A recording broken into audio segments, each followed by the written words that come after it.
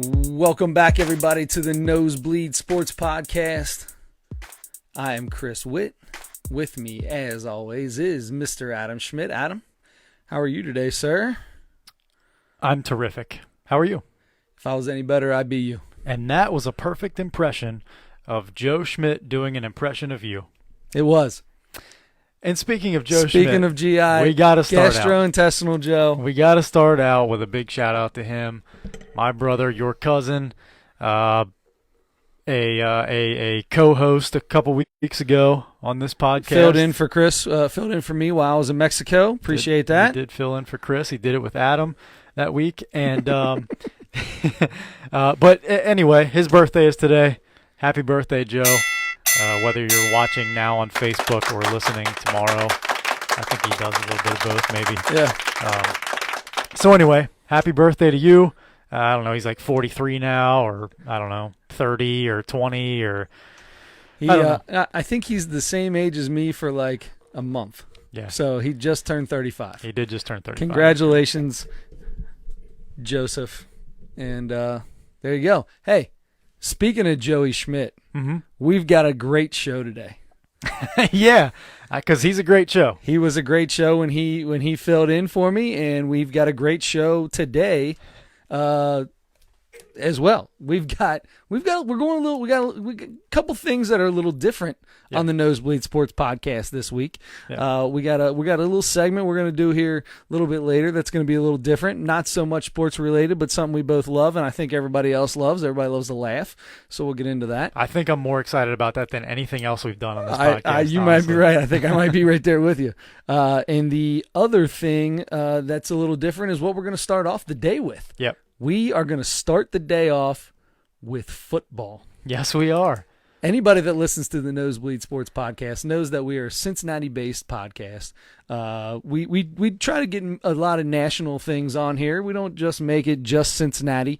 However, sometimes it gets that way. Mm-hmm. However, today we are going to start off in Oakland with one of the I don't want to say weirdest. Yeah, one of the weirdest, oddest NFL players, and he's the best wide receiver in the game, so he's allowed to be that because apparently that's if you're the best wide receiver, that's what you do. Michael Irvin, oddball, different guys like that, except for Jerry Rice. That dude was pretty solid dude. Mm-hmm. Like to run hills in the sand and stuff. I think he still does that, and he's like 50. Yeah, that's 50. Try again. Is he older than that? I hope so. That's only 15 years older than me. That dude was playing when I was born. I know, but he played. Well, he was in his 40s when he stopped playing, I think. That dude has to be. That's I bet Jerry while. Rice is 60. I bet Jerry Rice is 63 years old. No. You don't think so? He's not older than our parents. My mom and dad, that's the same age as my mom. No, that's younger than my. Yeah, that's older than my mom and dad. That's a little bit older. It's a little older than my dad, yeah. Yeah. Oh, man. You know what? Yeah, I bet he's in his mid 50s. Mid 50s? Yeah. Man, that'd be I'd say that now that I think about it, he played at his prime when I was like a little kid, which would have been if my dad was playing in the NFL would have been his prime. So I'm thinking you might be a little bit closer to the correct answer than I am. And speaking of the Raiders, if you can't see your hat real well from a distance, it looks like possibly a Raiders hat. He was born 7 days before my dad. Wow. 7 days before my dad, October 13th, 1962. Very good. So okay. that makes him almost 57 years old. All right, so not a happy birthday to Jerry Rice, but let's talk about Antonio Brown. Actually, the worst birthday in the world to Jerry Rice today. Yes. I hope he has the worst birthday ever today. Yeah. Because it's not his birthday. It's not his birthday. So it's not going to matter. Yeah. All right, so speaking of wide receivers in Oakland. Tell me what's going on with my man Antonio Brown. So let me just tell you, I haven't been on top of my sports game here lately, all right? Now, from what I understand, I have been watching Hard Knocks the last couple weeks. Oh. So from what I understand is that my man froze his feet off in a cryo machine, and then he threatened to retire if he couldn't use a helmet that the NFL, who has been sued for billions of dollars for head trauma, former players with head trauma, outlawed a helmet because of the fact that it's too old and they feel like you could not prevent head trauma as much as it should. They deemed it unsafe. And now he's threatened to retire for that?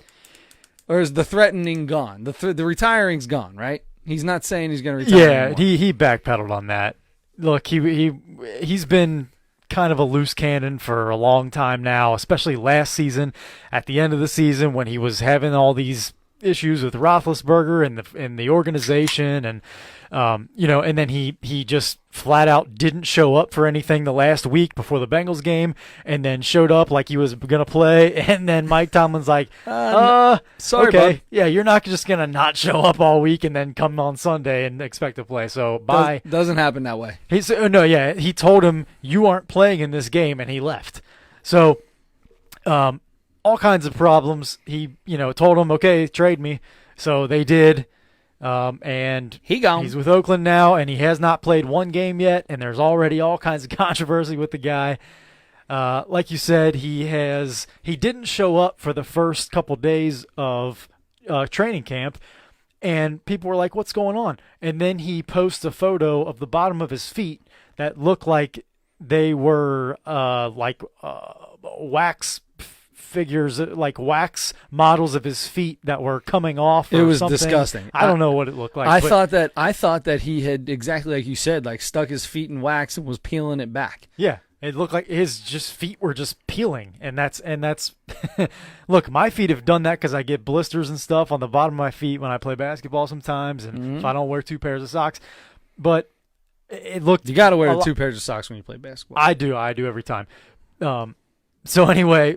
But it looked way worse than that, and because he went into one of these cryogenic things that's supposed to be great for your body, for recovery and all that kind of stuff, but the thing is you have to be dry when you go in there. Otherwise, if there's anything wet, it's going to freeze immediately. How cold is it in these machines? Is this a real thing? Like, is it actually freezing cold in these things? Yes, I think it's like. Do you wear a blanket? What do you take in with you? No, you can wear, and you're supposed to wear like some footwear. You're not supposed to go in there barefoot or anything. So he wore socks in there, but they were wet, so they immediately froze to his foot, which froze his foot, and so. How often do you think that dude gets in one of those machines? I would bet a lot of times. I would bet that's at least not his first time. I mean, then come on. You have to know, right? Yeah. What does it do? What is it thing supposed? Is it supposed to be like sitting in a tub of ice or something? Yeah, I think it's like a substitute for that, and it's supposed to be better for you somehow. Even than that, I don't know the science behind how it works. I've never actually seen one in real life. I feel like only rich people use them. But you never saw the cryo machine I got back in the laundry room? Oh, no, I haven't. Yeah, it's because I don't have one. Huh. That's why I haven't seen it. Anyway, yeah, the guy is going to miss all of training camp because he was irresponsible about. Have you watched Hard Knocks? I have not seen Hard Knocks. Right, I don't have HBO. I do like Hard Knocks. So I watched last night, and he tried. He's out. I mean, he's running. He was running. They had to tell him to slow down at first. They were like, hey, man, slow down. Your feet aren't ready for this yet. And they weren't. They're so black. They were like, all right, dude, you got to go. And he left. He left training camp right after just a day or two, never really did anything. Mm-hmm. And right after that, now all of a sudden he's told he's not allowed to wear his helmet. It's a shut, large, but it's over 10 years old. Yeah. Right? So the helmet's over 10 years old. So he goes out on the tweet box and tells everybody to find him a helmet that's less than 10 years old, and it's a certain model and size and all that stuff. And he's got people telling him they got all these helmets all over the place. So they told him he appealed. Doesn't he have more resources than any regular person on Of course Twitter he for stuff does. like that? It's just him it's just AB being AB, right? Yeah. He doesn't need that. He can go get his helmet. Mm-hmm. And he did, from what I understand. He found a loophole. Oh, did he? He found a loophole. So he disagreed with what they said, blah, blah, blah. He tried to appeal it. They said, no, you're still going to get it. But he kind of found a loophole because the reason it was deemed unsafe is because it was older than 10 years old. So he found the exact same model and same everything helmet, but it was only like 8 or 9 years old. But it's the same helmet. Oh, wow. Okay, I didn't realize that was. So once it becomes in a year or two, he's not going to be able to use it again anyway. So he's found the loophole to get a helmet that he wants. So he's got the helmet. I think we're good now. You know, they say he's going to play for week 1. He's going to play in week 1. Okay, but he's not going to. I mean, probably. And I'm not. sure he's not that upset about missing camp and missing the preseason because nobody likes training camp. If you watch Hard Knocks, the preseason. He really was upset. He wanted to get out there because it was a new team, and apparently, he said, Gruden wanted him out there because he works harder than everybody on an everyday basis. The guy's a workout nut, and he works his tail off. I mean, that's the only way you get that good. And that sounds a lot like another wide receiver that was all mouth, had all kinds of issues, and was a workout freak. Terrell Owens. Yeah, sounds a lot like him. But when you work at he works at his craft just as much, if not more, than he runs his mouth. So, and that's been proven because he's been the best receiver for the last 5 years in the NFL or whatever, except last year. But. Since 2013, he's got the most, I think it's catches, yards, touchdowns. I mean, you name it, every big stat for a wide receiver. He's literally the best wide receiver in the game. Mm-hmm. Yeah, I just want, and here's the thing, the Raiders for a very long time have been one of my favorite 2 or 3 teams in the league to watch. I don't know why. I just have liked the Raiders. It's the Raiders. Yeah, I honestly, and this is a very non-sports fan way to pick a team. Exactly. I love their color scheme. Gotta love the silver and gray, man. I think adults dressing up in costumes to go to sporting events is the epitome of nerdiness and weird. Sure. But the way that those fans dress up with the spiked shoulder pads and stuff, that's about as cool a costume as fans wear. They all look like the tag team from the WWF. Right, the Legion of Doom. The Legion of Doom, yeah. Right. Too bad they didn't have Hawk's kid on there. On the Raiders. Laurinaitis, right. James Laurinaitis. Anyway, I don't know, and I like I said, that's a silly thing, but for whatever reason I like the Raiders, and I want to see them do well. The Rich Gannon game years ago, the Tuck Rule game was devastating for me, as devastating as I can get about a football game, which isn't that much. So you really could care less. I really could care less, but I was rooting You're hard rooting for the Raiders, as hard as I could for a football team, I guess, in an NFL football team. Yeah. But anyway, so yeah, I've always liked the Raiders. I want them to do well, and hopefully Antonio Brown gets his mindset on everything now. His mindset's never going to be correct. That dude is he's out there. He is out there. He is out there, way out there. Just throw him the ball every time, whether he's open or not, and he'll shut his mouth. And you probably won't win games, but he'll be quiet. I don't know. It can't hurt Derek Carr's the way Derek Carr's been throwing the ball the last couple of years. Unfortunately. Anyway, all right. So that's pretty much all I got on AB. The dude's a weirdo. He threatened to retire if he couldn't wear a helmet that the NFL told him was unsafe after the NFL's been sued for billions of dollars. You know what he would never have done? Retire because he couldn't wear his helmet. He wasn't going to do that. That was that he was just spouting off. He was going to find another helmet. It was going to be uncomfortable for a little bit until he got used to it. Guess what? Tom Brady just had to change his helmet. Mm-hmm. Several other stars have had to change, and every other player have had to change their helmets who are in a similar situation where the NFL said, for whatever reason, we aren't calling this a safe helmet anymore. You need the correct equipment. Everybody has to change. Everybody hates it because I understand your helmet is like it's your safe haven. It's about comfort, and I understand that, but you got to deal with it. It's for your safety. In your everyday life, what is the helmet to Antonio Brown is what to Adam Schmidt? Ooh, That's tough. I don't know about to me personally, but I would almost compare it to like a seatbelt. Like a lot of people, my seatbelt's automatic every time. I don't even think about it now. But to a lot of people hate wearing their seatbelt. It's uncomfortable. You're too tall, too short, too wide, too skinny, whatever it is. And people hate wearing their seatbelt. Guess what? You need to wear your seatbelt. Because it's about your safety. It's the difference between dying and not dying. So guess what? The proper helmet, the proper equipment in football and a violent sport like football could be the difference between dying at 50 and dying at 75 or 80 or whatever. I'm going to be honest with you. I'm going to tell you something. Sometimes I forget to put my seatbelt on.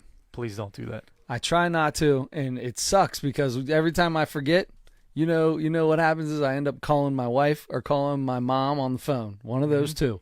And I'm driving down the road, and ding, ding, oh, ding, and they goes hear it. off, and they go, buckle your seatbelt. Yep, good. I get it all the time. Good. And I hate to say, but you spend a lot of time in your vehicle for your I job. do.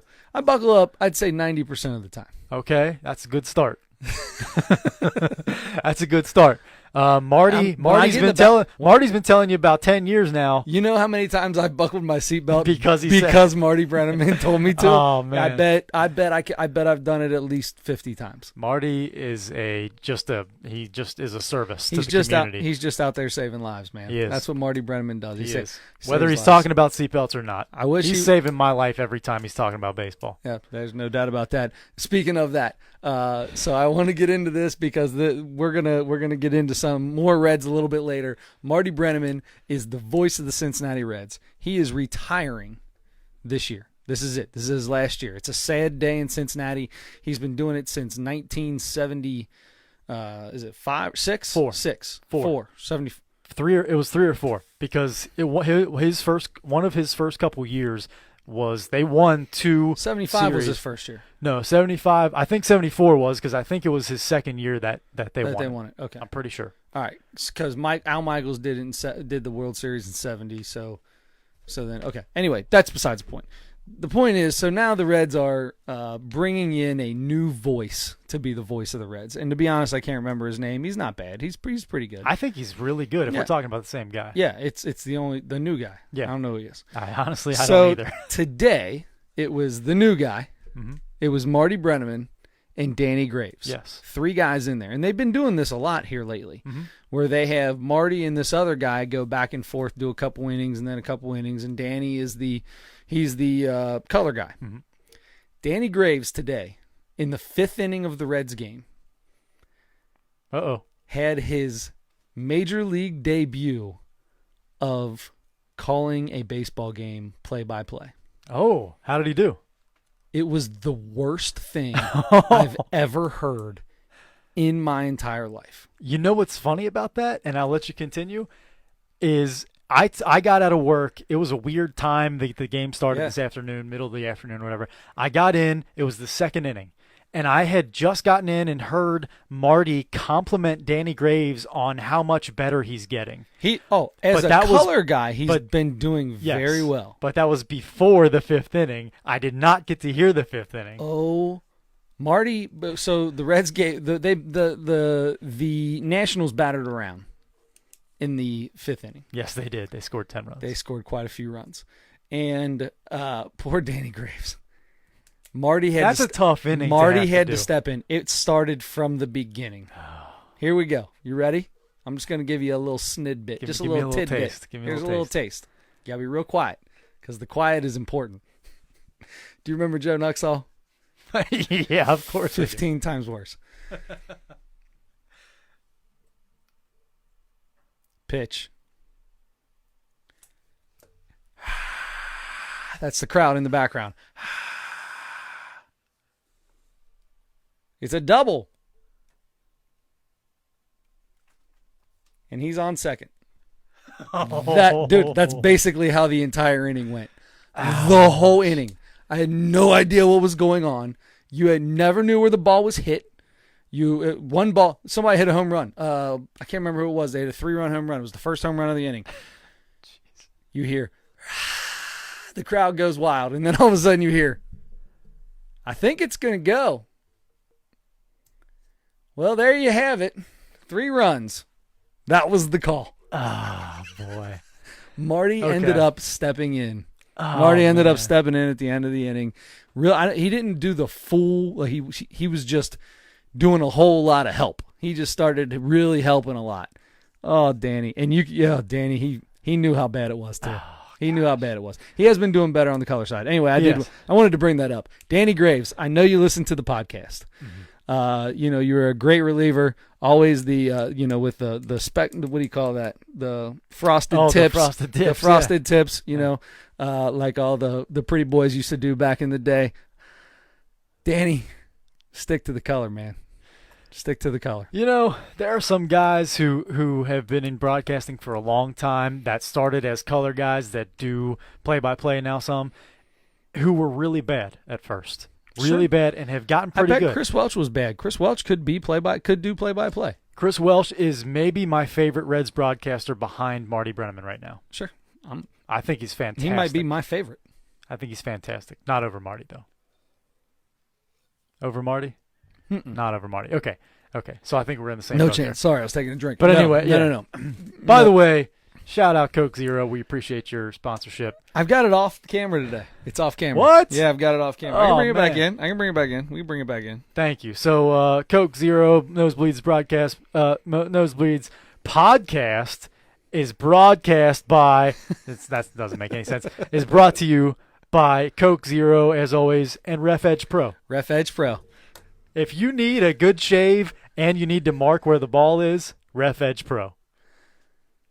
Control the line by design. Oh, I like that. I like that tagline. I'm just gonna add that little rhyme on there. Oh goodness! All right, so That's pretty bad. enough about that. So that was about as bad as Danny Graves calling the Reds game today. All right, so I know we planned it that way. That was just a exactly. impression. Yeah, well done. Thanks. So up next on the sports podcast for the Nosebleeds. Well, we'll keep it with the Reds, right? Sure. Yeah, let's do it. We'll keep it with the Reds because there was something that look. The Reds, after today, we just kind of mentioned the game this afternoon. Their 4th loss in a row. They were just swept by the Washington Nationals, and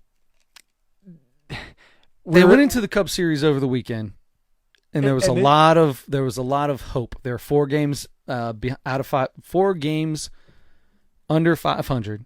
They were 4.5, 5.5 out of the wild card, and like 6.5 out of the division. And there was still some hope. If you can get in and beat up on the Cubs, there's hope for this season still. Like they have been all year. They split with the Cubs. They split with the Cubs at home. And then have lost 4 straight. Yes. So it's it's been this. That's the story of the season. They'll go on a little win streak, or they'll win 6 of 10 or whatever, and then they'll lose 3 or 4, 4 or 5, whatever. So that's what they're in right now. They just cannot they'll, like you said, get to 4 or 5 games under 500, and you're thinking, oh man, okay, here we go. We're going to finally turn the corner here. We're going to at least get to 500 and maybe end the season a couple games back in the wild card or something, but it's going to be exciting in September. And then they go on this little losing streak, and now they've got a real problem with the bullpen because they're done. The basically. bullpens, they have no bullpen. The bullpen's gone. There's not really. We talked last week. Who can you rely on in the bullpen? It's not Michael Lorenzen like we thought. Not it's anymore. not Garrett. It's nobody. Sal Romano. Poor Sal Romano got thrown out there today, and they didn't have anybody left to bring in, so they just let him get beat 2/3 of an inning. down. 2/3 of an inning, 8 earned runs. Beat down. And here,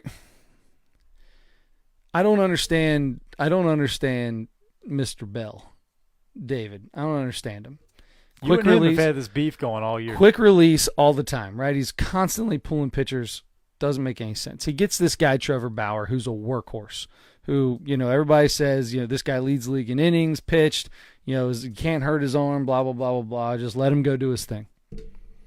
So Trevor Bauer goes out today, gets to the 5th inning, gives up 3 runs, gives up a bomb, nobody warming up in the bullpen, walks a guy, gives up another hit, then a bomb. Hello? He didn't even come out to the mound. Well, maybe he did, and Danny Graves just didn't tell us about it. But he didn't even come out to the mound, much less. Well, all of a sudden, now you're gonna let some guy pitch for 6 days. That guy needs to come out. Luis Castillo striking out the side in the 6th inning doesn't need to come out in the 7th. Trevor Bauer in the 5th, giving up 6 runs, should have came out 2 runs ago. Yeah. Well, look, if he entered the if he entered the inning and didn't give up anything, yeah, you're not going to have anybody ready. But so at some point, you're allowed to warm a guy up once the guy's given up a walk, 3 hits, a home run. Yeah. Somewhere in there, be a good idea to maybe throw somebody in warming up, or at least, and if got to have time to warm up. Okay. Go out and talk to your pitcher. Do that thing where you take 20 minutes to talk to the pitcher while somebody warms up. Let him throw to one more batter and then bring that guy in. Yeah. It needed to be done. I don't understand David Bell at all. You can't be yin and yang. There's got to be something in the middle, right? Poor David Bell. Boy, Yin and yang. I don't even know where that he came leaves from. a guy in too long. You're upset. Pulls a guy early. You're upset. They're Poor two David complete Bell. opposite ends of the world. There's no middle ground. Where's the middle ground? It's like politics these days. You're either far right or far left. What happened to all the people in the middle? Yeah. David Bell, get to the middle. You can't be both. You can't leave a guy in way too long and then pull everybody else way too early. I just don't understand this man. I don't understand him. I understand. I understand holding off on the bullpen. Okay, I know that you need to because you've got a huge. Well, you had a huge series coming up with the Cardinals. It's not a big series anymore, but it was could have been a big series with the Cardinals. If you win all 4, it's a big series. Any other result, basically, other than that, you're done. The season's over. I'm not quite ready yet. How many games are left? It's like 30 or 40, somewhere around 40 maybe. That's a lot of games. What are they, 9 back now? What was it, that much? They were 6.5. Going into today, they were 6.5 out of the wild card. Okay. And the next guy in front of them was 3 games out of the wild card, and there's 5 people that are within 3 games of the wild card. So, sorry, you ain't jumping 5 teams. It's just not going to happen. It wasn't going to happen 2 weeks ago when they were playing great. You have a better chance of jumping 4 teams in your division because you're going to actually play them. Yeah, that's true. They still do have a ton. That's the reason why it's not like 100% done. Okay, because it's not 100% done, but it's getting to the point where it's like, okay, we've got a really good team. This team is picking up, making acquisitions like crazy. Freddie Galvis, he's 5 for his first 6 or something like that. Yes, something ridiculous. Yeah. Aristides Aquino. This guy is. So here's the deal. Here's what I'm going to say to Reds fans. I want to say this to you Reds fans. And including myself. I need to tell myself this sometimes. I need to tell myself right now. It's tough. This Reds team it's better than last year. Not by much, but we're better than last year. I think definitely better. Definitely better. Record-wise. Record-wise, we may not be that much better, but as a team, this is a better baseball team than last year's Reds. Mm-hmm. They're getting better. They've got a really good squad right now. And if you got a rookie manager who needs to learn how to manage his bullpen, he will. It's okay. It's okay. He'll figure it out. He's going to learn from this year. I guarantee he'll learn from this year. Yeah. He's going to be set in his ways. Managers are set in their ways, but you've got to. There's no way this dude can go into the offseason and see what the turn that this bullpen made 2 weeks, 3 weeks after the All-Star break, and not think that it has something to do with the fact that he throws guys. The only thing that might not make him change is that a ton of other managers are managing their bullpens the exact same way and winning a lot more than the Reds are. Okay, fine. Then he's going to continue to do that, and our bullpen's always going to suck. But enjoy the little things, because this Reds team right now is as fun a team as I've seen since we were in the playoffs with the Scott Rowlands and Brandon Phillips. And this team is fun. They enjoy it when they're winning, when they're playing well, and they're winning. Even when they're not, they are fun to watch. They can hit the ball with anybody. They've got a kid on this team that just did something that has never been done in the history of Major League Baseball. Enjoy it. Just enjoy it. Because this team's getting better. They're going to be better. Now, they got a lot of guys going into free agency next year that I have no idea how many guys they're going to keep, how many guys they're going to lose. No idea. But if they are able to sign half of what they got leaving next year, this could be a fun team. Enjoy it. Freddie Galvis at second, and then Iglesias at short, Suarez at third. You got Votto at first, Aquino in right, Senzel in center. I don't know who in left. Phillip Ervin, Derek Dietrich, and fill in the blank. Have a rotation out there in left. This is Jerry Winker. This is a fun team. And good night, they're pitching. Look at that. They have 3 studs. Yes, they do. Sonny Gray, Trevor Bauer, Luis Castillo. You can win a playoff. You win playoff series with 3 starting pitchers. Yes, absolutely. This team is being built to win. Enjoy the fun stuff that happens. There's so many people. We had a guy, a big fan of the podcast today, texting us, telling us that it's a bad thing that Aristides Aquino is hitting all these home runs. There's nothing bad about it. It's phenomenal. It's awesome. Enjoy it. There's nothing bad about it. And I think what he was trying to say is that it's tricking people into being excited when they're losing games. And I understand that part of it. Why can I not be excited about something that's never been done? The fastest guy to 9 home runs or whatever it is that he did today. You can be. And you can still be excited about that. Absolutely. And that's what you need to try to I'm do. excited about it, and I know that they're sucking right now. Right. I can do both. You can do both. Yes. And I don't think the fact that the Reds cannot get over that hump and get to 500 and start winning more than they're losing, I don't think that says anything about the ownership. In fact, I think the ownership and the guys they're picking up. This was not supposed to be the year. Before this season started, nobody thought this was the year for the Reds to do anything. Right. Yeah. They're in it. That alone, well, they were in it up until we'll say up until today, maybe. But the fact that they were within 4 games of the 4.5 games of the wild card up until last week. So yes, enjoy it. We were there. We're getting closer. Enjoy Aristides Aquino further than we should have been. Enjoy Aristides Aquino hitting 9 home runs in his first 11 games this year. First 12 games of his career, because it's kind of a weird thing because he played 1 game last year. Anyway, but that is exciting. It's never been done before, like you said. Enjoy Jose Iglesias having a career year for him, and being the best, probably the best defensive shortstop in the game, and actually hitting the ball a little bit this year. Right. Enjoy the pitching, the starting pitching, and what was the entire staff, bullpen included, for the first half of the season. Enjoy that they're hitting the ball a lot better now in the second half. They were pitching way better in the first half, not hitting so well, and that's kind of reversed now for the second half. And that's why they can't get over that hump, and that's why they can't. Too many runs. Right. So, but you have to. I mean, you can either, you know what, and it is your prerogative. You can either give up on the season. No, it's not your prerogative. No, I'm in charge. Right, it's your prerogative. Exactly, you're in charge of how you feel about it. And I'm telling everybody else, I'm in charge of them too. So it's Chris's prerogative how you feel about this team. It's not time to look at the Bengals. It's still Red season. You got to get excited. Aristides Aquino is there ain't nothing to get excited about on the Bengals side of things. I'll tell you that right now. No, absolutely not. And we'll have, like we said before, we'll have Andre Edwards on pretty soon, hopefully, and we'll see if he can get us excited about it for some reason. Andre can get me excited about anything.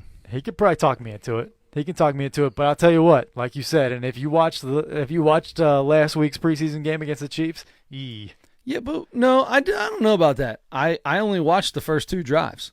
Okay, so then you feel pretty good, don't you? What else do I need to watch? The rest of it's a bunch of backups and washed up dudes. Let me tell you what happened at the end of that. I saw it. I saw the score, and I saw a little bit. But that's not the point. The point is those are guys trying to make a team. That's not the football. that we went up against the Chiefs. Against other guys that are trying to make their team. Our number ones went against our number one defense went against their number one offense, the number one offense in all the league last year. They scored on them. No, the first drive, the Chiefs didn't score on the Bengals. Yeah, I think they did. They scored the first two. I think Patrick Mahomes played 2 drives, and I think they scored both times. I'm pretty sure. Oh.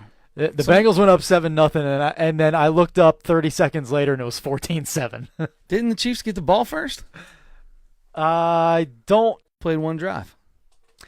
That could be. I was out at a place, and the game was on. I was half paying attention, but I did see the Bengals score. Sure, they got beat, but the Bengals torched. came out and scored.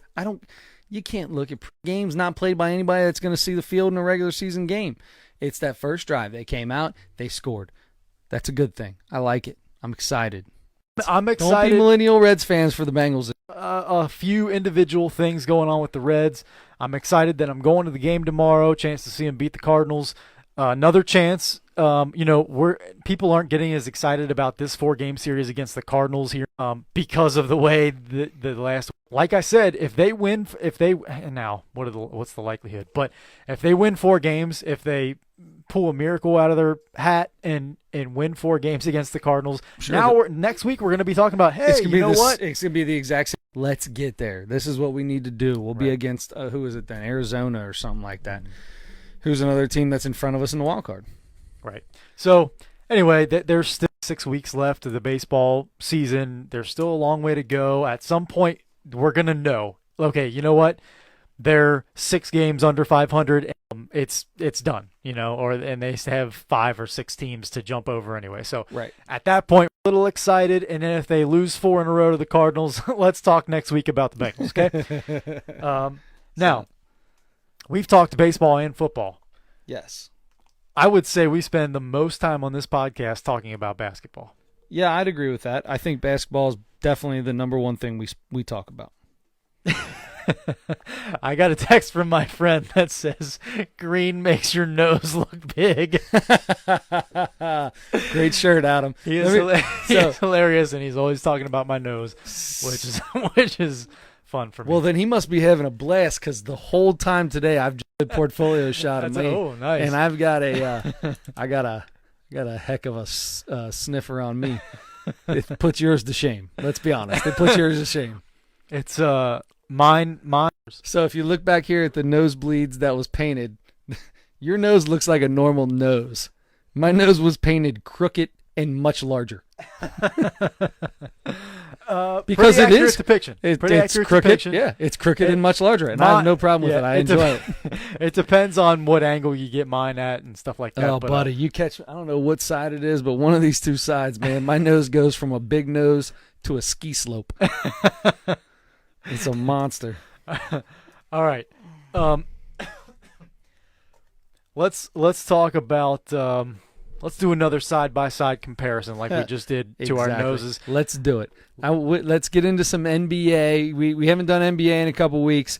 Hit me with something that I'm going to enjoy. So this is kind of a fun thing, and you and I especially are going to have fun with this because let's be upfront about it. I'm really biased about one guy. You're really biased about the other guy. And I saw on Instagram this comparison, all right, that it was just there are no stats tied to this. It's just several categories, basketball categories, and it picks which one between LeBron James and Larry Bird. LeBron James and Larry Bird, which one they think was better at each statistical thing. Let's do it. LeBron versus Larry Bird scoring. Who do you give the edge to? LeBron. Really? So that's the one that they picked as well. You give that to Larry? LeBron gets a slight edge. Okay. He does. Okay. He's averaged three points a game more than Larry over their careers. I'll give you a slight edge. I'll take it. I'll take that slight edge. 3-point shooting. This is pretty easy. Oh, that's Larry Bird. Absolutely. Mid-range. That's still Larry Bird. Thank you. Larry Bird's just a better straight shooter than LeBron James. I have no problem admitting that. So what are we now? We are we're it's 2-1. 2-1 Larry. Okay. Finishing. LeBron. Now, I'm going to give you this because it's a slight edge to LeBron, because Larry Bird was one of the most underrated finishers at the basket in all of basketball. You watch this dude around the basket, and he was sneaky good in there. But LeBron's the best finisher in the game. I can't say that any better than you just said it. I'll give a slight edge to LeBron. Okay. Post offense. Man. Throw it to him in the post. Throw it to him in the post. Who's going to – man, I tell you what. That's tough. I got you. You're going Larry on this. I know. This is where we're going to have our first split. Yeah, I'm going so. LeBron. Okay. I'm going LeBron. Okay, so I definitely go Larry. And by the way, this account on Instagram did pick Larry for this one. For the fall away jumper. It's the jumper. It's because of he can post up. It's the post up jumper that takes it, right? Because LeBron, that's what LeBron's been doing for the last 5 years. Instead of posting up and making a spin move to the basket, he's been posting up and trying to do that little fadeaway, and it's not nearly as effective as when he was younger and would get the ball down low and would just spin around you and jump over top of you. This is actually very close to me, and I think it's close to you too. But yeah, I think this is close, and I give a very slight edge to Larry. A very slight edge because of his ability to shoot over people from the mid-range if he gets it out kind of high post or out, short corner or whatever if he's posting up. And when we get to passing, this is where it's going to come into. That's going to be okay. What's after the post? So let's move on. So Rebounding. I got to go with LeBron. Rebounding is Larry for me for sure. Just statistically, rebounds per game, Larry has like 2.5 more rebounds a game. He averaged 10. LeBron has like about 7.5 rebounds a game for his career. Okay, but LeBron's averaging 7.5 or whatever from the point guard position. Larry was doing it. Larry was doing it from the 4. You're gonna give LeBron point guard? I mean, he spends most of his time out there. If that dude sat down there and played the 4 like Larry did under the basket, he'd probably have 14 rebounds a game. LeBron can go anywhere he wants on the floor. He can be down there. But he's just and not. By the way, he doesn't go out and guard anybody on the perimeter anyway, so he's kind of hanging back on defense where you get most of your rebounds. So rebounding statistically, how did you get most of your rebounds when you're hanging and back I think on defense? like toughness. Like that. I'm good. I'll give up. I'll give up my LeBron to Larry. I'll give rebounding over to Larry. I appreciate that. This is going to be something a little bit interesting. Shot creating. On the surface, it looks easy LeBron, right? No, not at all. I think on the surface it looks easy Larry because of all the weird, crazy shots that dude. Like his whole highlight reel is him like doing some weird fake behind the back and throw it over your head, shoot behind the basket. Like the dude. That's not where he got most of his shots, though. I'm not saying it's where he got most of it. It's shot creating, though. Or no, okay, this is creating a shot for yourself. That's I okay. mean, I thought like of it Steph that way. Curry, like the way Steph Curry would be the best in the game at creating a shot for yourself. Anybody or getting to the James basket. Harden. That's why I thought LeBron James then I easy would say because LeBron. I would say LeBron in that case I thought of creative, like creative shooting because I think of Larry Bird and I think creating your own shot. Like Larry Bird could get creative. He was a really, really creative basketball player. But right. We're going LeBron. Just. Or are we? I'm going LeBron. So neither guy's a very good ball handler, right? In my opinion, neither guy's a great ball handler. Well, I wouldn't say great, no. I would, but if you got is ball handling on that? Ball handling's not on there. If I were, I would give that to. You would give it to LeBron. I would give that to LeBron. And I would give it slightly to LeBron too. Although I think I think that's ball handling just got added to the list. Okay. No, but so just creating your own shot. It's funny because you don't think like LeBron's so super athletic and Larry's so super not that you think, okay, I hate that. This is why is Larry Bird? Why? In what world is Larry Bird not athletic? In what world can you watch Larry Bird play basketball and say he's not athletic? That because he's not LeBron James, right? He just didn't look like it, but. If you realize what he did, if you watch a play, it doesn't look like athletic movement. He may not be smooth. He's like to be able to Hunter Pence. Yeah, Hunter Pence is super athletic, but the dude looks like a newborn a newborn giraffe. Yeah, right. That's a good comparison, both with Larry to Hunter Pence and Hunter Pence to the newborn giraffe. But I would not call Larry a newborn giraffe. So that's a good little ladder there. Anyway, 10 ways to Kevin Bacon or something. Yeah. Okay. Shot creating, I'll give an edge to LeBron there. But Larry, I think, was underrated in that. Yeah. Playmaking. So to me, that's making plays for your teammates, which is probably as close as it gets to assists, I guess. I mean, Larry Bird's highlight reel is almost as good as Magic Johnson's if you watch him passing and things like that. I'd give that to Larry. You just made me the happiest man in the world. It's not. I mean, I'm not. Listen. LeBron James is known for his comparison to Magic Johnson, because when he was coming into the league, people were like, he's more like Magic Johnson than Michael Jordan because of his passing ability. Sure. I'm not okay. But he's a better scorer than Magic too. Yeah. So, but playmaking, they really both are very good playmakers and great passers. Yeah. And I would give the edge to Larry. Just only because of his creativity. You don't see that kind of stuff with LeBron. When LeBron tries to get fancy, it's a turnover. Happens all the time. He tries to do too much with the ball, and it's a turnover. Larry could do too much with the ball, and the ball got where it needed to be. Yeah. Yeah. Now, LeBron does pass the ball very well and gets his teams involved just as well as anybody. It's just not as fancy. I'll tell you what, he makes the cross-court pass as well as anybody that has ever played basketball. That driving on the left side to the basket, the defense collapses, and rocketing a pass all the way across the floor to the right corner where a guy's standing wide open to shoot the ball, right? Yeah, throwing a direct pass. Very, very good at it. Trying to throw the ball between people's legs and put spin on it so it lands at somebody. It's a turnover every time. And he has his highlights over the years where he's got incredible passes, no-look passes and stuff like that. But that's my favorite part of Larry Bird highlights is just watching passing. I don't have to watch him shoot the ball one time. I love watching him pass the ball. Free throws. This is the easiest one on here. I mean, I can't say anything about that. Right. Okay, let's move on to efficiency. Efficiency. Man, I that's tough. I'd have to see Larry's numbers because I really don't know where his numbers land on that, because LeBron's one of the most efficient basketball players to ever have played the game. And I'm sure Larry Bird's probably also one of the most efficient players to ever play the game. But I would give it to LeBron just because of my bias to LeBron and the fact that I don't know exactly where Larry's numbers are on that. And I know that LeBron's are above and beyond anything. By going by player efficiency rating, it's LeBron has a little bit of an edge there.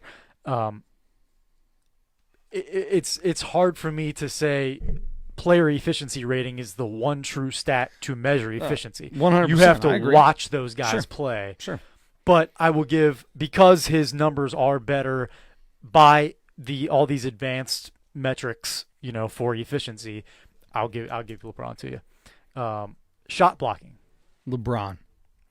You would think, huh? I'm not saying that LeBron has more shots blocked per game, because it's a different game being played now than it was back then. There was a lot of back to the basket. It was a little I don't want to say slower, because I mean the Showtime Lakers were up and down the court, but it was a little bit slower of a game back then, and you had more of chances when you're a four. Like Larry played a lot under the basket. That's what he did. And you had more chances to block shots on guys just trying to put little hook shots up and things like that. I think you had more opportunities for blocks in those kind of areas, where LeBron is there. It's way too much of a perimeter game now, and that shot blocking ability is there. I mean, obviously he's got the most recognized block shot in all of basketball history against Draymond Green? Was it Green or Iguodala who, in that, when he went coast to coast and blocked the layup on the other side when they won the championship? Well, yeah, and he's got a few of those that he's pretty popular for. The chase down block, yes, has been a big thing for LeBron. You mentioned it, blocks per game. exactly the same. Are they? Exactly the same. And they get, I feel like they get blocks different ways. Like LeBron gets the chase down block because it's a more athletic block. Exactly, because he's faster and can jump higher than a lot of the guys, than a lot of people. Yeah. Larry, I think, just got his hand in the right spot from right timing. Because right, he just right timing and what's the word to anticipation. Yeah. He was 6 steps ahead of everybody. He knew what you were going to do before you did it. He got smart blocks and stuff like that. But anyway, so I'm willing to say that's a toss up. I think that's a tie for me. LeBron on ball defense. Tie on ball defense. LeBron's not going to get this. You're going to give it to Larry. Well, this account blew me away and gave it to Larry. That surprised me. Why? LeBron is known for people always talk about LeBron not playing as much defense. When he wants to lock down, he can lock down as well as anybody. Right. But does it happen all the time? No. Larry probably focused on it way more than LeBron ever did. So you'd have to give it to Larry. I'd give it to Larry. Yeah. I don't think he's a better on-ball defender, but I think over his career he was in games a better on-ball defender. Does that make sense? Yeah, it does. Because Larry wasn't laterally quick or anything like that, but he was, again, just so smart about how he played defense. And they played team defense really well, the Celtics did. Mm-hmm. And so he was able to trade off and move. Right. He thrived because he thought the game through and he had other smart teammates. And he knew where Kevin McHale and Robert Parrish were going to be. Right. Yeah, sure. Yeah. So anyway, so we'll give that to Larry maybe a little bit. Yeah, make your mark. Where's your tally for Larry? Oh, sorry. Oh, have you not been giving Larry tallies? I haven't been giving anybody tallies. Huge surprise on that. Athleticism. That's easy. I mean, that's easy. That's an easy one. Basketball IQ. Larry Bird. Let's fight about this. Oh, yeah, I love you. I would give it to Larry Bird just because that guy had to have a better basketball. And you know what? Now I think about it, that's tough because you can't definitively say Larry Bird on that because LeBron James, the things that guy does on a basketball court shouldn't be able to be done. And you look at Larry Bird and you think the same thing. Right. So, right. My immediate reaction was Larry. Mm-hmm. Yeah, and I'm having trouble now. I don't know. I don't think it. And I'm with you on having trouble because LeBron has been known throughout his career as being one of, if not the smartest player in the league. I mean, he's definitely one of them. Larry was definitely one of, if not the smartest player in the league when he played. And you hear former players, guys that played against Larry Bird and other basketball historians and coaches and stuff like that. That's one of the things that they say most about Larry Bird is how smart he was. I love the stories of Larry Bird. Larry Bird story, like the legends of Larry Bird stories is that a category? No, stories, but he easily wins legendary that one. stories. Like to go up to somebody in an NBA final or in an NBA playoff game when you're down by 2 and there's 2 seconds left in the clock, and to say, I'm going to go over there, I'm going to get the ball, I'm going to fake this way, and then I'm going to shoot it over top of you, and I'm going to win this game. And then to go do it. Look at the guy who's guarding you, tell him what you're going to do, and then go do it. That's phenomenal. You couldn't have set this next one up any better. Clutch. Who is more clutch? I think Larry gets that only because he probably has hit more clutch shots than LeBron James has. This one's interesting. The account that I got this from gives that to LeBron. Really? But Larry is, I mean, you can watch highlight after highlight after highlight. How long LeBron got. Have you ever heard somebody ever say, give Larry $1 and he gives you 3/4 or something like that? No. You used to hear that about LeBron all the time. Ask did. LeBron for change for $1, he only gives you 3/4. And that's because he deferred so much in the fourth quarter, and then he kind of changed that a little bit over time. He did. But would you call it clutch? I mean, even when they won their title, it was Kyrie Irving with the clutch shot. You know what's weird about that is all those times at the end of games when LeBron's team needed to score and he made the right basketball play by giving it up out of a double team and hitting an open teammate who missed a shot and they lost. If his teammates make those shots, LeBron is as clutch as anybody that's ever played. John Paxson makes a shot. Steve Kerr makes a shot. Because you don't have to make shots at the end of games to be clutch. You have to make the right plays. If those guys hit shots if LeBron sets you up and you miss a shot, that's not LeBron not being clutch. That's you not being clutch. That's right. They lost because that did and people. But it's not. But he's not being clutch, but he's not being clutch. He's just making the right play. I don't think making the right play is being clutch, honestly, whether you win or not. Okay, maybe honestly. Because if you look at a guy like oh my gosh. for the Cavs. Adrian Dantley. No, for the Cavs, Cavs. Who got the ball. J.R. Smith. J.R. Smith making the wrong. That was as unclutch as you could be. So maybe you could call it clutch. I still think that making that shot, hitting the pressure of having to be the one to do that, to get it off and have it go in, that is more clutch than making the right play. I'm not saying making the right play is not clutch. I'm just saying it's not clutch. I see it more as a in between. I think it's great. I think it's better. I like that you make the right play. I would rather you make the right play. But in some cases, Steph Curry's on a double team, and I still might want him to do something with the ball to take the last shot because I want him shooting it.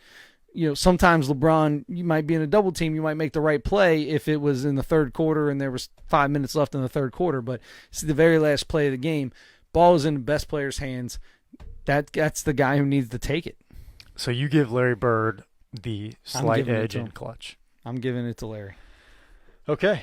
You weren't expecting this. I was not expecting this. Listen, I will argue LeBron James over just about anybody playing basketball right now. But you have so much respect for Larry Bird. Larry Bird is my second favorite player of all time. Oh, you're the best, man. 2 more categories: playoffs. That's an interesting one. No, I give that to LeBron because of what LeBron did in the playoffs basically by himself, where that Celtics team was really good. Because LeBron has played 15 years and he's only not made the playoffs twice, and he had probably 4 or 5 years where he was on teams that shouldn't weren't have been very good. 9 straight NBA championship finals appearances. Yeah, I'm giving that to LeBron. For his team's overall success throughout the course of his career, I think I can give that to LeBron too. Now, he has won 3 championships. Mm-hmm. Larry won 3 championships as well. Larry played 12 years. LeBron has played 15, although he won 3 within that amount of time as well. So anyway, Larry, you know what? And I looked at stats. So I looked at stats through all these things, and LeBron's stats in the playoffs almost across the board are actually better than Larry's. Sure, I believe that. Well, Larry wasn't forced to do everything to win games in the playoffs. He had other people around him. Sure he did. But he had other people around him. He did. And LeBron has, let's not get that wrong. No. He's had LeBron's some really too. good teams. Sure. Right. Last one, team success. We kind of just talked about that. Obviously the Celtics. I don't know. Team success, player success. But I don't know. He didn't make it to 9 straight. Think about it, 9 straight NBA Finals. Yeah. Okay, I'm giving it to LeBron. You talked me into LeBron. I talked you into it. I'm willing to do. You just think of the Celtics as the. Yeah, it was. But the Celtics were supposed to win. The Celtics were supposed to be great. No, not because their name is the Celtics. It just depends on who you have. Because of the team, because of how good the team was. You were supposed to win if you have LeBron James on your team. Yeah. And they do. And they did. Yep. I'm willing to go tie if I have to push it one way or the other. I will say I will give the slight edge to LeBron on that. So is this over? Is that the last That's category? the last one. So you're giving the edge. So I believe that there was more given to LeBron on your side than there was Larry. You think so? I think so. I mean, I stopped keeping track I think on it my was, end. I think it was really close. I think it was close too. I think it was pretty even. I could really call these guys pretty even. So we're going to say that the Mount Rushmore of basketball players is going to be Michael Jordan,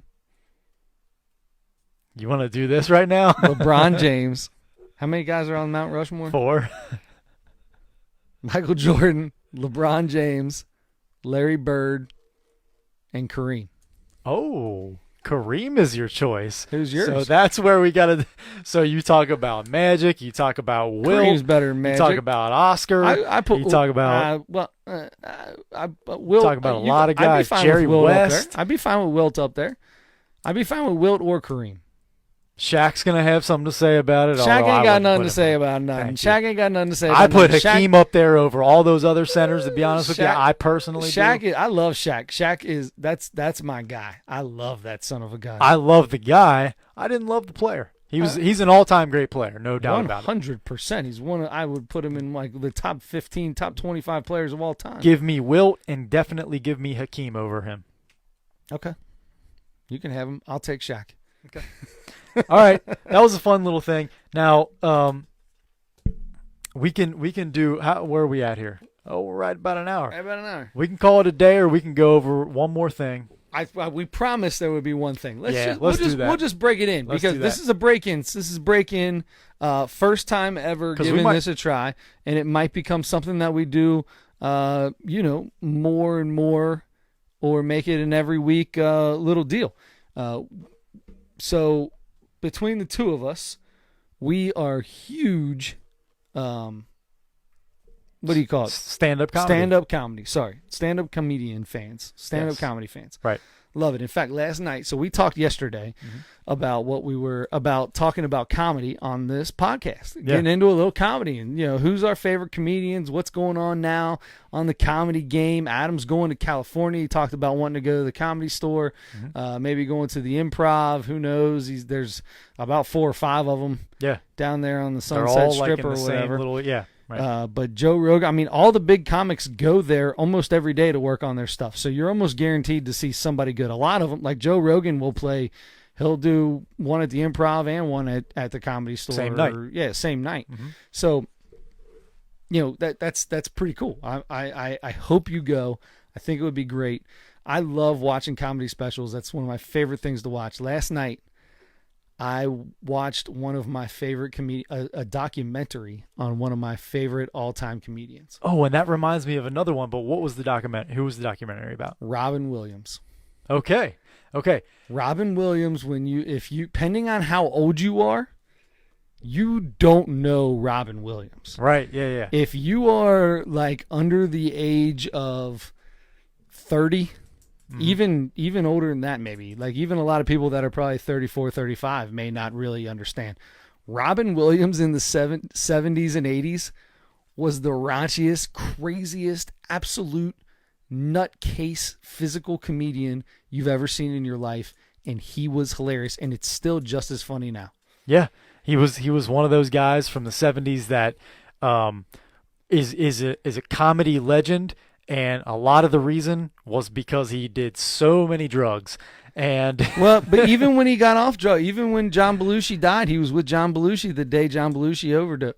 Is it John Belushi? Which Belushi overdosed? Yeah. When he OD'd, he was with him that night and left and was joking around on the set of Mork and Mindy about how high Belushi was the night before. Wow. He didn't know he had died. That sobered him up. He stopped doing drugs. And then he got back into alcohol in the later 2000s. But he went on a long span where he wasn't, and he was still doing some crazy, crazy comedy. And similar story with Richard Pryor, who I think, if you ask 50 comedians, 48 of them will say Richard Pryor is the best comedian ever. Yeah. I mean, that's a lot of people's Michael Jordan. But and he was just drugs on top of drugs on top of drugs. Isn't that how he died? Didn't at he OD? His all-time. Well, yeah, I mean, he Yeah, I think ultimately, yeah, because it just like broke him down, and he was in his 60s, and he looked like he was 160. Yeah.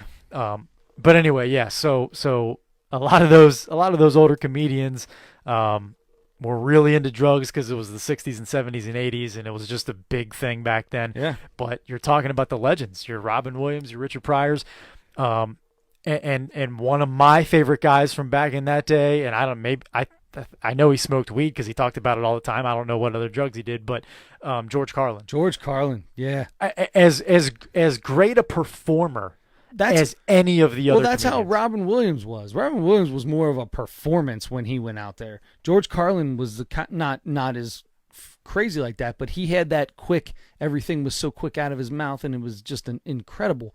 The was it 12 words you're not allowed to say or something like that. That's one of my favorite bits of all time. George Carlin is hilarious. And one of the hardest workers. He had a new comedy special every year for like 30 years or 20 years or something like that.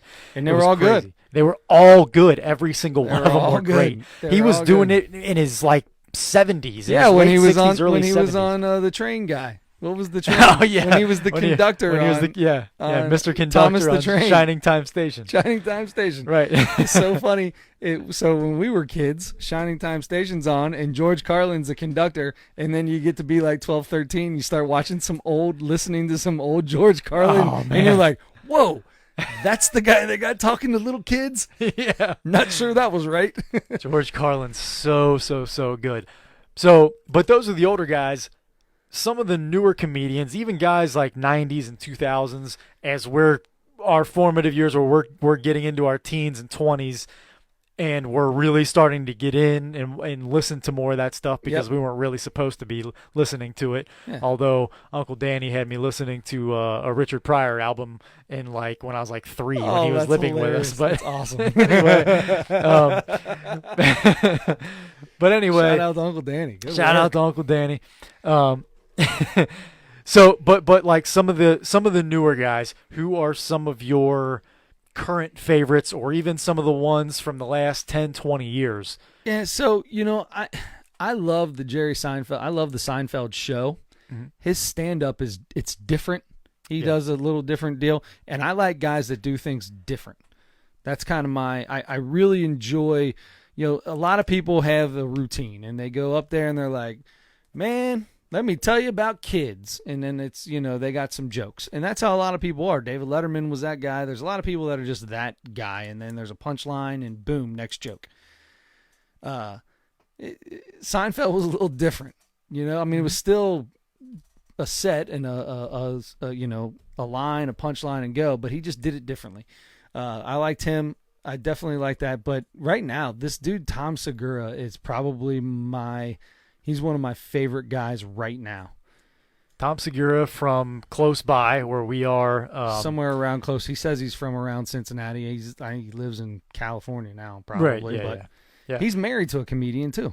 Yes, he is. They do a podcast together. Like every comedian has a special on Netflix and a podcast today. They all have podcasts. Everybody Every comedian has a podcast. Yes. Bill Burr's got a podcast.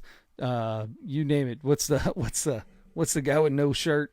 Bert Kreischer. Bert Kreischer's. I watched the one special on Bert, and it was funny, and I was laughing really hard. And then I turned on another one, and he still didn't have a shirt on. Yeah. And I was like, all right, dude, I'm done with it. It's getting a little tired. Yeah. Put your shirt on, bro. Yeah. Put your shirt on. Put your shirt back on. It was funny at first. I get it. You're a little big, and you embrace it, and that's terrific. Great for you. And it was funny for 5 minutes, and now it's the old get her done from Larry the Cable Guy, right. where and that's not even who that guy is. Take it Larry easy. the Cable Guy doesn't even talk like that in real life. He's just a normal guy. So speaking of Larry the Cable Guy, he was one of several comedians that I've seen live in person. Oh, really? I've seen Larry the Cable Guy in person. I'm a little embarrassed to say that, but so one of the first comedy DVDs I ever bought was the what was that called? The Jeff Foxworthy had him and Bill Engvall and Ron White. Ron White, another guy, I really like Ron White. Of those four, I think Ron White and Larry the Cable Guy were the two funniest. Yeah. I really did. I thought those guys were really funny. Ron White was great. Yeah. Ron White, if you ever get a chance to listen to Ron White on the Joe Rogan podcast, Ron White, he's been on there a couple times, but there's one from this past summer or this past spring. That's hilarious. I think I saw like a little 10-second clip of that, but I need to go back and listen to that. But yeah, so I did see Larry the Cable Guy, and I was surprised. I think he said "get her done" like one time the entire time, so I was pleasantly surprised by that. Sure. Because by that time, it was so played out. That's all. Yeah, everybody had the shirts and the hats and everything else. Yeah. But he was really, really, really funny. He was really funny. You know who else that I really loved back? So when I started getting into comedy a lot was like in high school, and that was when what was that called?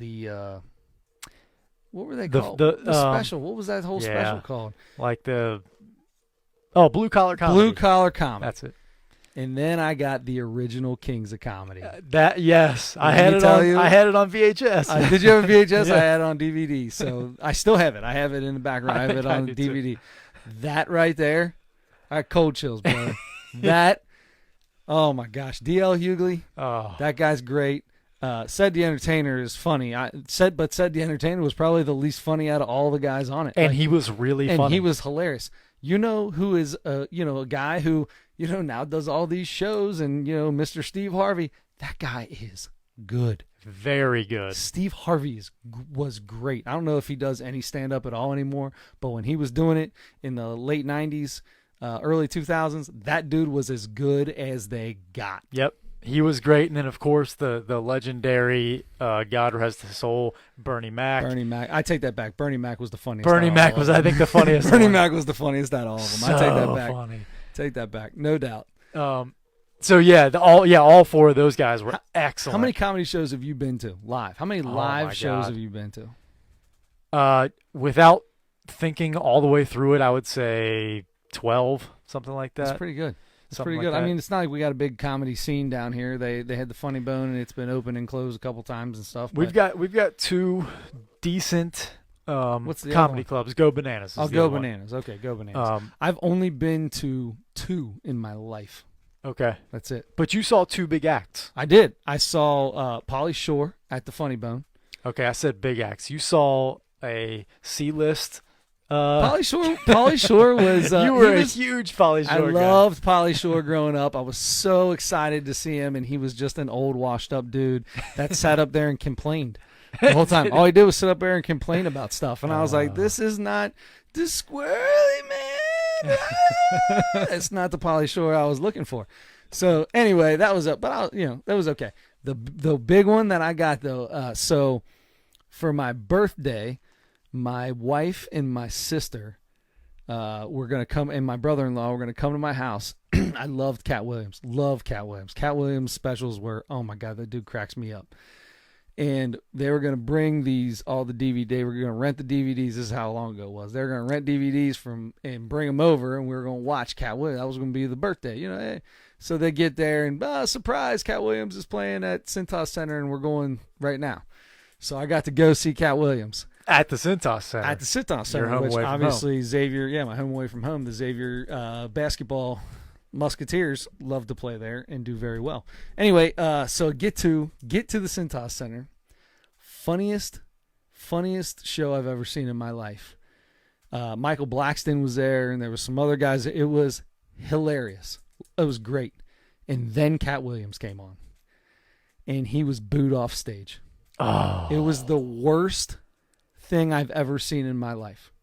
Wow. He was booed off stage? He was booed off stage. He stopped in the middle of his act. Wow. There was a huge write-up in the paper about it. Local guy comes back, and it's absolutely horrible. I'm getting told to get rid of my pen because I'm clicking it like crazy. Cat Williams was absolutely horrible. He was terrible. Wow. I can't believe that. He was getting in a fight with he had people from the stands. He told them all to come up. He was going to fight them, and then they'd come up, and he'd drop the microphone and just start getting in their face and yelling at them. You have no idea what they're talking about. Like, 10 minutes of him and a couple fans yelling back and forth at each other, and you can't hear him because he doesn't have a microphone in his hand. So you don't know if it was funny. It wasn't funny because he was legit pissed. Like, he's talking about being from Avondale and he's going to kill somebody and all this cute. All of a sudden it got off the rip quick. That's such a disappointment. It was a disappointment. However, Cat Williams has had a couple really good comedy specials that have come out since then, so good for Cat.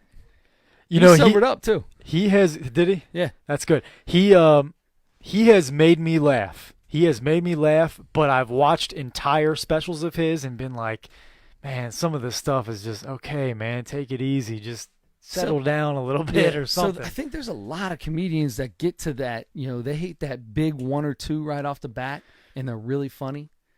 And then all of a sudden they fizzle off. You know what I mean? Or they try too hard or something. Like they want to be that person still. It's like, man, just go out there, be funny. The person who does it for me is Amy Schumer. Amy Schumer. Her first couple specials, like, hurt. My stomach hurt. I laughed so hard. She's good. The last two, I didn't laugh even a little bit. Like, I felt like I'd never even laughed for a second. Really? I was not very impressed. The first time I saw her, Did you go live when she came here? Did you go see her last year? I've not seen her. She came last year.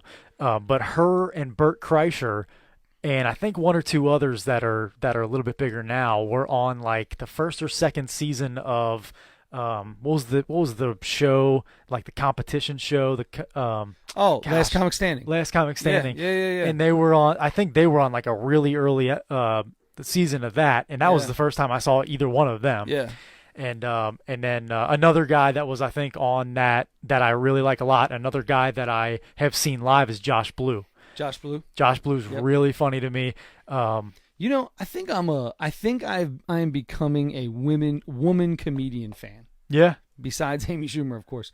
But two of my favorites, mm-hmm. Nikki Glaser. Nikki Glaser's great. And Whitney Cummings. They're both excellent.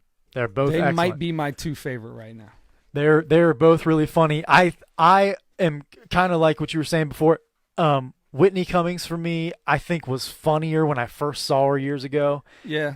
And as time has gone on, and I think part of it, I think following her on like every social media platform, I think has kind of that'll do actually. And not follow just her. These guys. I don't follow comedians on because I want to get on. I just go on, watch their special, and get off. It's so disappointing, and it's not fair for me to be this way, and it's not fair for other fans to be this way. But you follow a comedian on Twitter because you think they're just going to be funny all the time, and they never are, because that's their Twitter account too. They can talk about whatever they want. They're just being them, right? And you have like Michael Ian Black. I don't know. Michael Ian Black is one of my favorite guys in comedy. Not even just like his stand-up is good, but I've seen him on so many different things, and he's so funny. His Twitter account, like once in a while, he'll start doing. He did this thing for a while on Twitter called like Sports Facts or something like that, and it would be during like the World Series or the Super Bowl, and he would say something like, the New England Patriots are beating the Denver Broncos 10-3. The New England Patriots are a football team, American football team in the NFL. Sports Facts or something like that. Like he would say something really, really generic. And like, yeah. I like it. And I mean, stuff way funnier than that. But anyway, but like stuff, but then like especially right now, so many comedians are just posting political stuff like I hate Donald Trump because of this, and they're not jokes, they're just whatever, they're legit. They're just mad about everything like everybody else is. I just want comedy. I'm like, I follow you because I want the escape from all these other rum-dums that are just talking about this stuff. That's why I boycott Twitter all the time, because I get on there and I start getting irritated with people. Yeah. And that's a big reason I started to follow I can't even remember who it was. I think it was Bill Burr or something like that. And I was like, man, I don't even want this. This is not what I want. So, Chris D'Elia, by the way. Let's talk about Chris D'Elia. I want to talk about him. Chris D'Elia. Tell me. One of my favorite guys. When he does his girl voice and he makes fun of girls. Oh, my God. Check out this dude. He is hilarious. Chris D'Elia is maybe the best example of somebody that when I first saw him, whatever it was, 5-6 years ago, I was like, whoa, this guy is hilarious. I am to the point where I can't stand that guy. Really? Yeah. Oh, I really like him still. I think he's very good still. I don't Is think it because he's good it's always anymore. the same joke? It's He a does lot the of the same same. joke. It's a He lot does of the same joke stuff, over and over, yeah. and he is what he would normally make fun of, or what he would make fun of at first. He got into, and good for him. I mean, he's like my age, I think, or something. He's like in his late 30s, and he got into working out and eating better and stuff. He got in really good shape. So all he does now is post pictures, shirtless pictures of him posing. Here we go. And sweaty after a workout. Serious pictures, like just serious sweaty pictures of him with no shirt on up close. Stop following comedians, dude. Stop. You're going to dislike them. It's not fair to their comedy, dude. But don't make fun of people and make that part of your comedy, and then be a huge tool. Maybe that picture is him making fun of that. But it's not, because it's every day. It's every day. Maybe to him it's really funny. Then it's not funny. If that's what's funny, that's a perfect example. Well, that maybe the reason I still like Chris D'Elia is because I don't follow him on Twitter. That's probably a good thing. There you go. And Instagram and all the other ones. Yep. I have been fortunate enough to see a bunch of really good comedians in person, and I always feel like I am not going to enough comedy shows. I agree. I want to be going like at least once a month. So I watch a ton. I mean, I watch Netflix, HBO. I'm constantly on those two, pulling up different on the HBO Go app and Netflix. I love watching any comedy. I turn some of them off in the middle because I'm just done after a little while. But there's a lot that are really good. I think my favorite comedian that I ever got to see live, because he's maybe my favorite stand-up comedian ever, is Zach Galifianakis. And it was such a weird thing. And Galifianakis reminds me of somebody like Robin Williams. That dude's just a weirdo when he's on stage. He's different, and he has a different cadence and a different style, and he can't stand the spotlight, and he can't stand Hollywood and show business, but he's a really funny guy, and he has made a ton of money now in that realm. But it was like really cool to see him get on the huge movie. Yeah, Hangover, thank you. And be like, wow, this guy blew up. Everybody knows who he is. Everybody knows that guy. And I was excited for him, but at the same time, I was like, now I have to be like, okay, 10 years ago, I saw this guy's Comedy Central Presents, in 99 or Do they whatever. still do that? They've done so many different versions of that. Because back in the late 90s, early 2000s, those 15-minute clips, those 15-minute Comedy Central Presents were the best thing there was. I've discovered so many comedians on that. 100%. Not that I discovered them. I just mean like I saw them for the first time. You discovered them. You're a talent. Yeah, guy. right. Yeah. No, but that was the case for Zach Galifianakis and a ton of other people on those things. And I just laughed my butt off when I first saw him. And then I started looking up clips, and he released this DVD that he had a very limited number of. And I got that. And then like a few years later, he released another DVD that was a little bit bigger. And then a few years after that, he got The Hangover, and I felt like one of those idiots. Like I tried not to be like, oh yeah, well I've been a fan of his forever. Right? Yeah, I've known him. Oh, he was. Yeah. I knew him before he was. But it was really the case, though. Yeah, it really was. So I was like, I felt so weird about it, and I was like, I felt stupid about saying stuff like that. But I was like, it was strange for me because I felt like I knew him because I watched so much Zach Galifianakis stuff. Right. And then he like blew up, and anyway, but I did get to see him live in Indianapolis one time. That's cool, and it was awesome. So we need to go to more comedy shows. I think we should watch a comedy special on Netflix every week, and then we'll come back and say if we liked it or not. I'm 100% in for that. I was thinking that exact thing yesterday when we were talking about this. That's what we should do. That should be our comedy. Our little, 100%, even if it's a 5-minute, if we both hated it or liked it or whatever, we just jump on and go. 100% in for that. I'm going to let you tell me which one to watch every week, or I'll get on. I've seen a bunch of them, but I'm more than happy to watch them again. Guy that I really like, that I was trying to remember yesterday. Yeah. Talk about a different cadence. This guy, Anthony Jeselnik. Jeselnik. Yes. That's Anthony, a whole different cadence. That dude's a nut. he is. And you gotta have an open mind. To Yes, listen to you this do. dude, because if he went to like the Midwest into like the middle of church country or something like that and tried to do his show, there wouldn't be a single laugh. I have absolutely no problem laughing at stuff when I know that there's somebody's not being serious. It's okay to laugh, guys. It's okay. Yes. This dude, I like this guy. He's about as dark and offensive as you can possibly be. And he doesn't care. And he doesn't care. And I'll tell you what, I think he's really funny. But his last special, it was another example of one of those things where he formed this character, and now he's gotta keep it up, and he's almost like pushing it a little further. So he just came out, it was like maybe 3 months ago, Yeah. with his newest stand-up special. I was all excited about it. So the one I just watched was from 2015. Okay, so he's got a newer one. Okay. And I was disappointed because it was just like, everything about, babies dying and stuff like that. And it's like, I mean, that's what he does. That's his comedy, yeah. And for a long time, And he killed him. it was funny, right? Yes, yeah.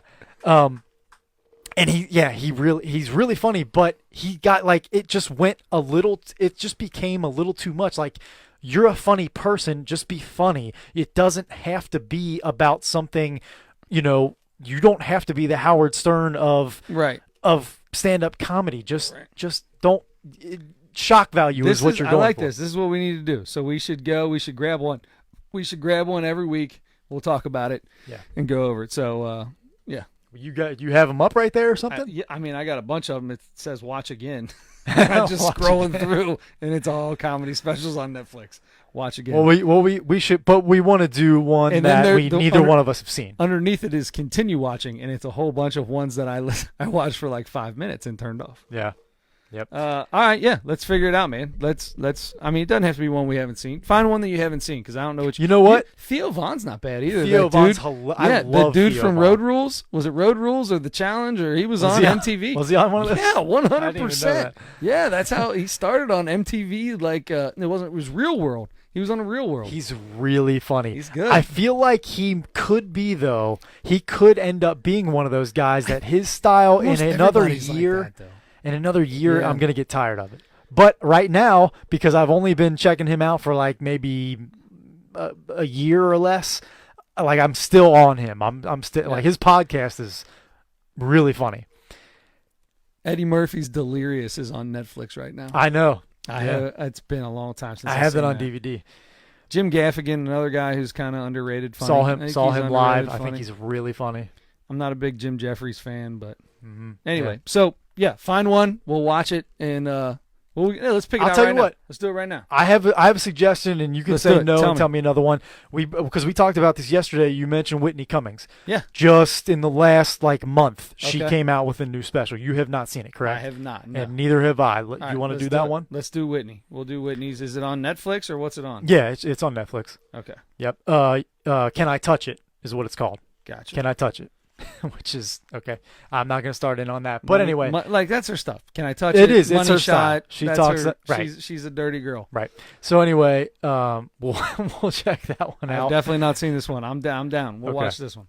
We'll do that. So if anybody wants to watch Whitney Cummings, Can't Touch It. Can I Touch It? Can I Touch It on Netflix? Check it out. We're gonna review it in the comedy section of the sports podcast next week. We're gonna have to change our name to the Nosebleed Sports and Comedy Podcast. We'll just be the Nosebleeds Podcast. Yeah, there you go. Right on. Okay. All right. We'll continue. I've seen a bunch of other comedians live. I'll fill you in on those maybe next week or as we go along. That sounds good. I like it. I'm excited about this, man. I'm really excited about it. So there you go. So sports and comedy is we're going to integrate a little something new every week. We probably won't talk about it we may talk about it for a half hour every week. I don't know. Who knows? And another thing we might do different, in 2 days, My dad works his last day. 100%. Works his last day. I might try to get my dad on with us. I Just think talk we should. about retiring and working for the same company for 40 years, And all he'll that be kind able of to stuff. stay up at night. He'll be able to stay up at night. He's been he doesn't waking listen up to this he's been waking up podcast. at 3:00 in the morning Right. since I've been alive. Right. He's sleeping for like 2 hours before we come on with this Yeah. thing. So anyway, maybe we'll get him on too, Let's and do we'll it. talk about some of that Let's stuff. do it. So we'll have a little regular person interview and branching out, man. The nosebleeds is branching grow. out. We're growing. We're trying to grow. Help us out. Get on Facebook Live every Wednesday, 10:30. We're on all your other platforms: iTunes, iHeartRadio, Spotify, YouTube. I missed YouTube last week. It'll be on tonight. This one will be on tomorrow. Catch us on Thursdays on all your favorite platforms. We put it up right away Thursday morning. And, you know, it's just going to be, we're growing, man. We're growing. We are. We're getting big. We are. It's big time. I'm excited. Adam, I appreciate it. For Adam Schmidt, I am Mr. Chris Witt. Do not forget. Oh, I almost did it again. Don't forget to turn your headlights on.